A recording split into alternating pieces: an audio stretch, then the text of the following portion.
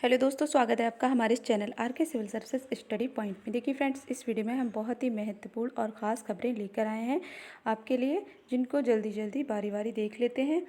देखिए, शिक्षक भर्ती में आरक्षण का लाभ सिर्फ यूपी के अभ्यर्थियों को।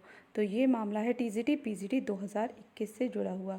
और आवेदन के बाद संशोधन का मौका नहीं, परीक्षाएं जो हैं अलग अलग तारीखों में होंगी। तो ये बात आप लोग ध्यान दीजिए। परीक्षा नियंत्रक ने कहा कि आवेदन सावधानी से करें क्योंकि उन्हें संशोधन का अवसर नहीं मिलेगा। यदि अभ्यर्थी दोनों परीक्षाओं में आ रहे हैं तो अलग अलग दोनों के लिए आवेदन कर सकता है। उनकी परीक्षाएं अलग तारीखों में होंगी। आवेदन की अंतिम तारीख तक अर्हता पूरी होने पर अभ्यर्थी पात्र होंगे। और पहली बार लिखित परीक्षा में जो है तदर्थ शिक्षक भी शामिल हो रहे हैं। उनके लिए निर्देश है जो वे इस संवर्ग में तदर्थ रूप से कार्यरत हैं, उसी संवर्ग में आवेदन करने पर ही सेवा अनुभव के आधार पर वेटेज दिया जाएगा। तो जिसमें मतलब कार्यरत है उसी संवर्ग में आवेदन करने पर ही सेवा अनुभव के आधार पर वेटेज दिया जाएगा। तो आप देख सकते हैं, ये संबंधित पूरी खबर है। और दूसरी खबर यहाँ देख सकते हैं, एडेड जूनियर हाई स्कूल में शिक्षक भर्ती को 3.62 लाख आवेदन, यानी 3.5 लाख से ज़्यादा आवेदन प्राप्त हो गए हैं। तो कंपटीशन टफ है, बस मेहनत कीजिए। और जो है ये अलग अलग परीक्षाएं होंगी अलग अलग तारीखों में, तो अलग अलग भी जो है आप लोग इसमें फॉर्म अप्लाई कर सकते हैं। और इसी से जुड़ी हुई यही एक खबर ये भी है कि जो है 3.5 माह में भर्ती करना चुनौती। तो 3.5 माह में यानी कि जून तक का टाइम दिया गया है, जुलाई तक का। तो अब देखते हैं कि इतने टाइम में ये भर्ती, यानी जुलाई 2021 से पहले भर्ती पूरी करने के आदेश दिए हुए हैं सुप्रीम कोर्ट ने। तो हालांकि 30 जून तक भर्ती पूरी होनी है, तो जितना समय भर्ती के लिए नहीं बचा उससे अधिक चयन बोर्ड और माध्यमिक शिक्षा विभाग के अफसरों ने संशोधित विज्ञापन जारी करने में बर्बाद कर दी। विधिक अड़चनों के कारण टीजीटी पीजीटी 2020 का विज्ञापन 18 नवंबर को निरस्त हुआ था। तो ये पूरी बात आप लोग जानते ही हैं। तो अब देखते हैं कि तय समय में ये परीक्षा हो पाती है नहीं, लेकिन आप अपनी तैयारी तय समय के अनुसार ही कीजिए, क्योंकि बहुत जल्दी एग्ज़ाम हो भी सकता है और कुछ भी हो सकता है। तो ये है, चुनौती है बहुत बड़ी। देखिए क्या होता है। ये खबर है एलटी ग्रेड से जुड़ी हुई। देखिए, आप लोग जानते ही हैं कि एलटी ग्रेड के लिए प्रतियोगी मोर्चा लगातार कोशिश कर रहा है कि ज्वाइनिंग जल्दी हो जाए, लेकिन इधर पता चला कि सारी औपचारिकताएं पूरी होने के बाद एक औपचारिकता तो बची हुई है, वो है सॉफ्ट कॉपी की। आयोग ने अभी तक सॉफ्ट कॉपी नहीं भेजी है, जबकि आयोग को सॉफ्ट कॉपी में बहुत टाइम नहीं लगेगा, सिर्फ एक क्लिक का है, बस एक क्लिक करना है, बस 10-15 मिनट का काम है। लेकिन फिर भी ज़बरदस्ती की लेट लतीफ़ी मतलब ये आयोग के द्वारा की जा रही है। ये बहुत ही गलत है, बहुत बड़ी निराशा है अभ्यर्थियों के मन में, उलझन है क्या करना चाहिए। लेकिन अब देखिए क्या होता है। लेकिन इसमें आप खबर भी देख सकते हैं कि यूपीपीएससी ने माध्यमिक शिक्षा निदेशालय को नहीं भेजी सॉफ्ट कॉपी, आयोग के चक्कर लगा रहे एलटी ग्रेड के अभ्यर्थी। तो ये विक्की खान आदि ने आयोग में धरना देने की भी अनुमति मांगी है। तो सॉफ्ट कॉपी जो मिलने के बाद उसका मिलान कराया जाएगा, फिर ऑनलाइन काउंसलिंग के लिए पोर्टल खोल दिया जाएगा। तो अभ्यर्थी परेशान है क्योंकि ऑनलाइन काउंसलिंग के बाद ही उन्हें नियुक्ति पत्र जारी किए जाएंगे। लेकिन ये बहुत बड़ी गलत बात है, बहुत ही मतलब डेली वहाँ जा रहे हैं ये लोग, डेली डेली आश्वासन दे दिया जाता है, झूठा आश्वासन। क्यों देते हैं झूठा आश्वासन? और एक छोटा सा काम नहीं हो रहा है, बताइए।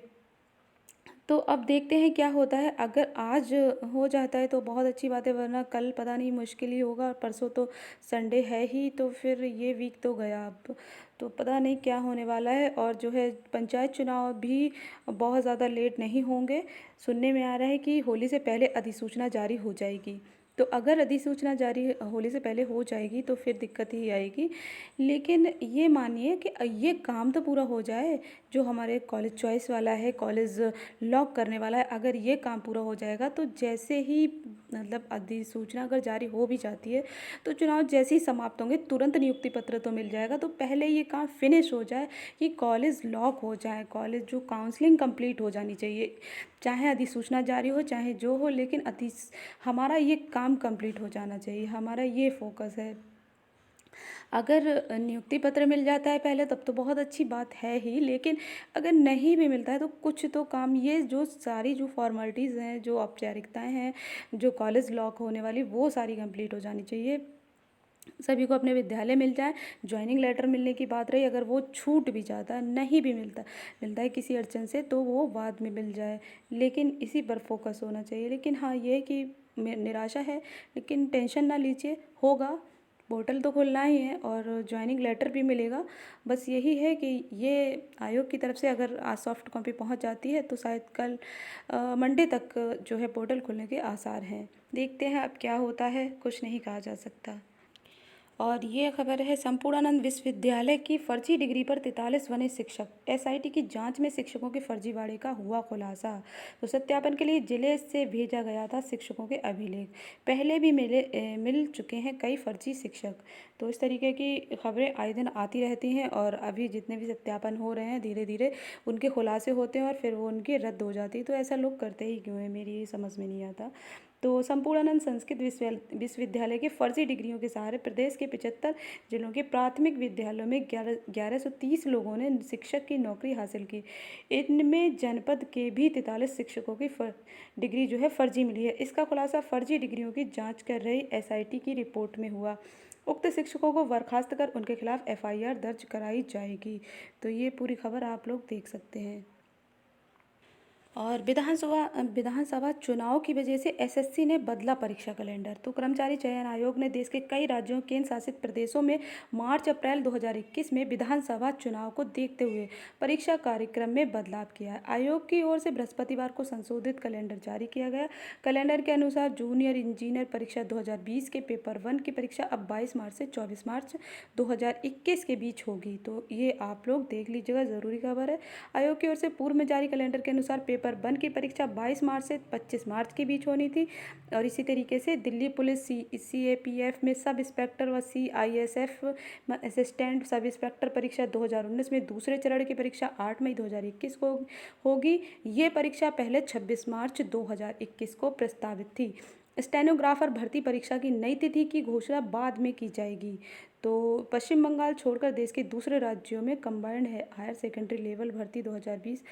तो जो भी एसएससी की तैयारी कर रहे हैं वो इस बात को ध्यान में रखें और परीक्षा कैलेंडर पर नज़र रखें और अपना चेक कर लें। और यूपी बोर्ड में किताबों की आपूर्ति पर कोरोना संक्रमण का ग्रहण। संबद्ध माध्यमिक कॉलेजों में पढ़ने वालों के लिए जनवरी में होता था प्रबंध। कोरोना के दौरान ऑनलाइन पढ़ाई होने से किताबों की बिक्री ठप। तो ये पूरी खबर भी आप लोग देख सकते हैं। और जो है, नई शिक्षा नीति लागू करने में देरी नहीं होगी, निशंक का कहना है। नई शिक्षा नीति को लागू करने में कोविड-19 महामारी के कारण देरी नहीं होगी। तो यानी कि नई शिक्षा नीति बहुत जल्द जारी हो जाएगी। तो ये भी आप देख सकते हैं कि होली से पहले पंचायत चुनाव की अधिसूचना जारी करने की तैयारी है। पंचायती राज विभाग जारी कर सकता है 28 मार्च तक अधिसूचना। तो ये संबंधित खबर भी आप लोग देख सकते हैं। तो ये भी हम लोगों की ज्वाइनिंग लेटर और उनसे जुड़ी हुई बातों की वजह से पंचायत चुनाव की अधिसूचना पर भी नज़र रखनी पड़ रही है। चलिए, आज की वीडियो में बस इतना ही। Thank you, bye bye.